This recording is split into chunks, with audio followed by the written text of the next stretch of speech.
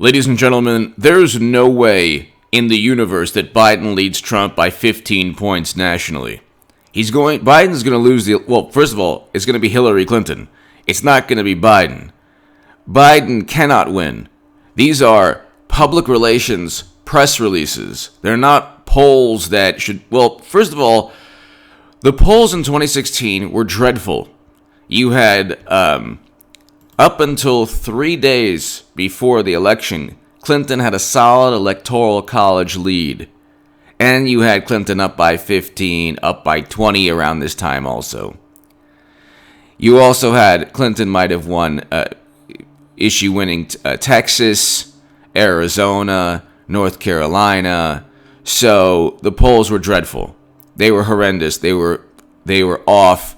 And you had some people saying Trump wouldn't even be GOP nominee based on the polls. But anyway, he does not lead by 15 points. First, let's just explain the following. This is CNN. Biden is doing worse than Clinton among Hispanic voters, which means Trump is doing better. According to the polls, Trump's going to do even better than he did, so that's over 30% of the Latino and Hispanic vote. Okay, so that's CNN. Biden is doing worse than Clinton among Hispanic voters. Okay, and mind you, Trump is doing better than Romney and better than Bush among Hispanic and Latino voters. Just type in, does Biden have a voter problem? 538, Biden doesn't really have a young voter problem. Okay, New York Times, Biden supporters are more worried about the health risks of voting. So there goes turnout. Then you have 538 10 hours ago. Why Trump, not Biden, might have an enthusiasm problem. They're adding to the Trump won't be GOP nominee fantastic track record, which, by the way, NPR quoted me. Below, I stated that Clinton wouldn't win swing states, and I was right. NPR quoted me in 2015. I said she would lose the election, would not win swing states if it's Trump versus Clinton, and I was right. The Hill, Biden still has a Hispanic voter problem, but does it matter? That's June 22nd, 2020. Joe Biden has a young voter problem. April 16th, 2020. Does Biden have an enthusiasm problem? June 2nd, 2020. Biden lags behind Clinton in African American support. Okay, that's May 28th, 2020. Now look, you have Biden lags behind Clinton in African American support, and then Biden also lags behind Clinton in Hispanic and Latino support. So that means what? That he's up 15 points? The media coverage of Trump has been cartoonish, almost dystopian. It's been almost theatrical. It's been theatrical. It's not reflective of reality. You have the most apoplectic, fanatical, hysterical, seething, fuming, angry journalists and editors and headlines. The headlines are not even remotely objective.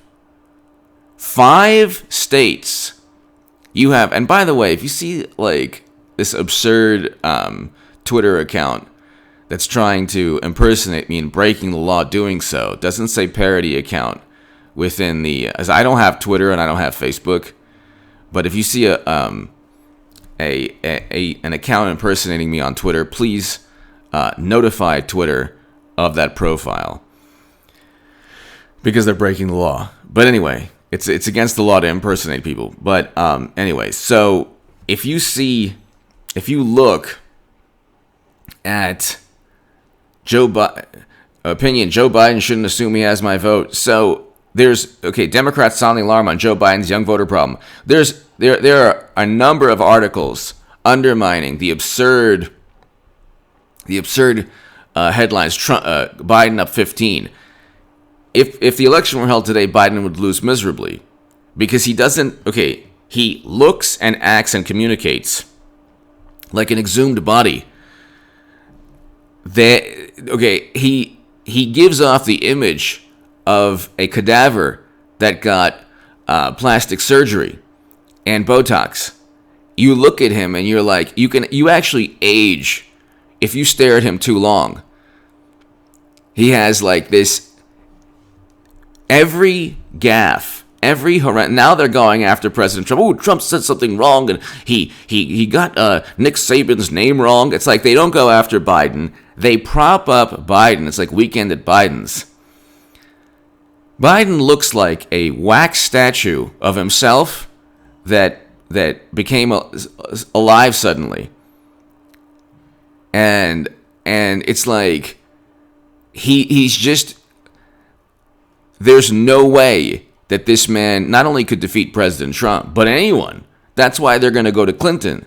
He has no enthusiasm. And Democrats have already told their voters that they'll combust into flames if they step outside. So you have Trump supporters who are, there's like 1,000-boat flotilla in Jacksonville for President Trump. You have serious enthusiasm. Biden wouldn't even get drifting plywood. There wouldn't even be like, this like, bed of kelp or seaweed just drifting along for Biden. And this was for Trump's birthday. They say, well, in Tulsa or in Oklahoma that his campaign rally was a failure. No, it wasn't. They have no clue what a failure or a victory is for President Trump. The fact that thousands, it was like 6,000 people showed up. You think 6,000 people would show up for Biden? They wouldn't show up for Clinton too, but you'd have a lot more people for Clinton. Clinton has more enthusiasm. Clinton does better among black and Latino voters. Clinton has more support nationally for the Democratic Party. They're propping up Biden because who knows why, but they want their team to be viewed as, they want their brand or their team or their political party to be viewed as going into November, in a position to win.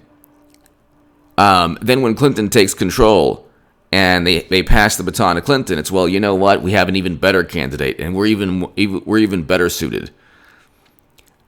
Nobody knows what Biden stands for. Whenever he has a live stream, nobody shows up, or the technical difficulties are hilarious.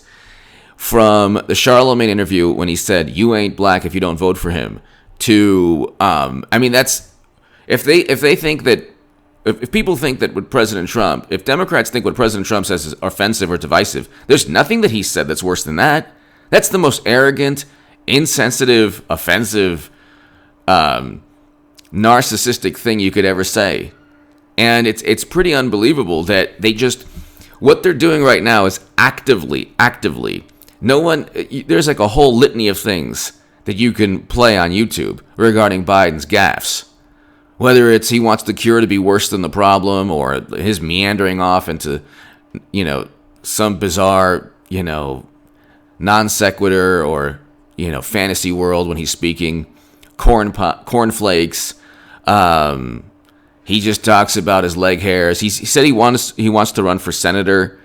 He was trying to, the whole thing. Oh, the deal. There are endless. Biden can't communicate or articulate a policy objective without, you have to squint and really pay attention to what he's saying. Then there was an ad that he had where what did he say? It was something bizarre where all his ads now still have the subtitles, and it's not because of closed captions, because nobody can understand what he's saying.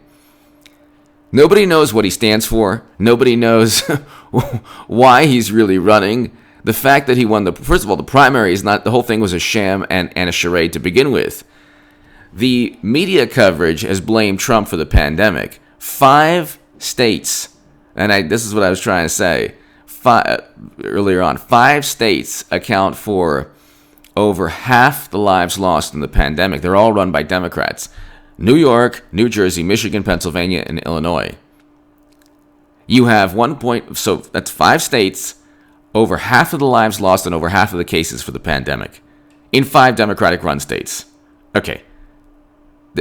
If it was the other way around, you better believe they would say, oh my God, it's a red state issue. Okay. The average American is not blaming President Trump for what their governor failed to do. That's just not happening. Now, the apoplectic media coverage has blamed Trump, yeah, but it's not something that, like, he didn't create the virus. It's not something that you can actually blame on Trump. And nobody would have listened to him anyway. Anything he says, they just want to do the opposite. So the notion that they were so open to leadership, this is hilarious also. That's another issue. They say that the country is so divided and polarized. Not really. You still have the same ideological fault line. There are people who will vote Republican. There are people who will vote Democrat. I'm voting Trump, but I'm essentially voting Republican, which is Trump. But the only reason I'm going to vote for President Trump is because of who he is, because he's bringing home Americans from never-ending counterinsurgency conflicts that Democrats don't care about. They don't care. The good climate change, morally superior liberal, who cares about words and meanings, and they don't mind having American soldiers off in Afghanistan for over 30, 40, 50 years. They don't care. They view it as Germany and Japan. They view it as, well, we have soldiers still in Japan and Germany. It's like, no, those aren't counterinsurgency conflicts. When President Trump removed soldiers from Syria, the first rebuttal was, well, they weren't being shot at. It's like, yes, they were. And Americans are losing their lives every year in that region of the world. And so President Trump just signed a deal in late February, early March. But see, and to bring our soldiers home and to end that longest running war in American history. But see, they don't care about that. But see, that's just one positive reason to bring home Americans to their families, to their sons, their daughters, their wives, their husbands, their fathers, their mothers, their family, their friends. That's a positive reason to vote for Trump. What is a positive reason to vote for Biden? Because you want wax statues back in the White House? Because you want the first cadaver to be president? What's a positive reason? There are no uplifting reasons to vote for Biden other than Trump is a monster and a menace, which is another issue.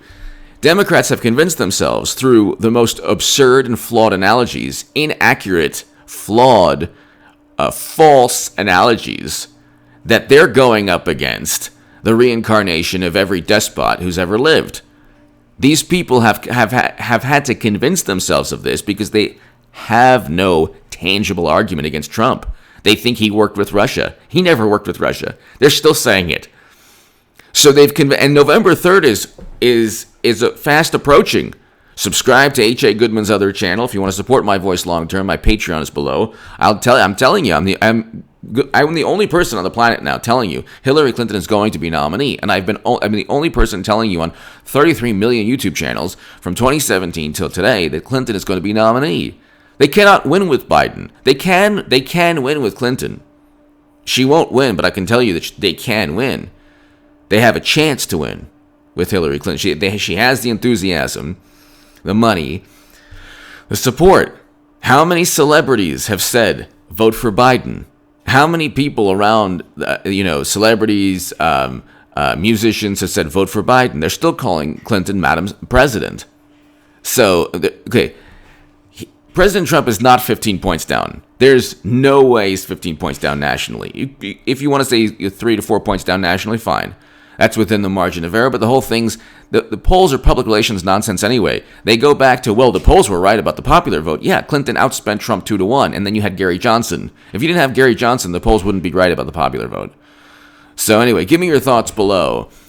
Okay, then they say, well, racial justice, Biden leads Trump. Biden's Charlemagne interview should have tanked his campaign already. Only Democrats would allow that campaign to continue. But, see, Democrats have no set value system. Trump says something bad, oh my God. Biden says something bad, sweep it under the rug. Trump gets accused, oh my God, believe with Kavanaugh also. Mainly with Kavanaugh. Biden gets accused, gosh, it's not a pattern of behavior, even though you can watch and see him with his slimy paws all over people. Okay, so it's the same. Climate change.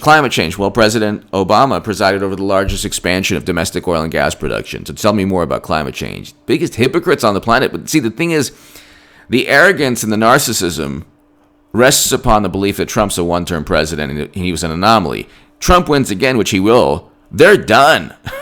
They're going to implode.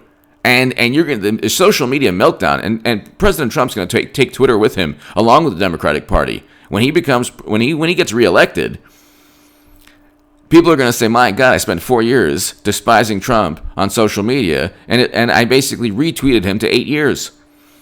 Anyway, give me your thoughts below. If you want to support my voice long term, my Patreon is below. Please go ahead and if you want to have a great time in the evenings, my live streams are pretty awesome. And be here like around 8 p.m. Pacific. Thanks, everybody.